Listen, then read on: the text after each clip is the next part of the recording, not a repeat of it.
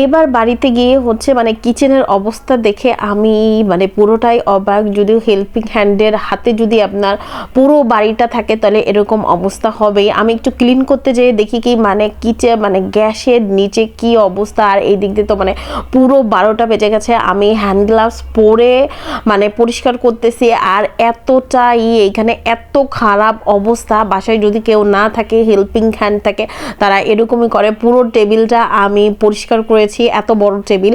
এইখানে হচ্ছে কোনো রকমেই পরিষ্কার হচ্ছিল না। দেন গরম পানি দিয়ে আমি পরিষ্কার করছি। যারা হেল্পিং হ্যান্ডের ভরসায় বাসার কাজ রেখে দেন তারা অবশ্যই নিজে এসে দেখবেন, কারণ বাসার সবাই মানে প্রত্যেকটা মানুষই ব্যবসা জবে ব্যস্ত থাকে, কারোই এতটা দেখার সময় নাই। তো আমি কোনো রকম আর কি এই জিনিসটা পরিষ্কার করছি আর কি। অনেকেই এই ভিডিওটা দেখে বলতে পারেন যে কি অবস্থা, কি নোংরা থাকে। ভাই আপনি তো আমার জায়গায় থাকেন না, সবাই যার যার কাজে ব্যস্ত থাকে, জব বিজনেস, তো হেল্পিং হ্যান্ডের হাতেই থাকে, কি আর করার।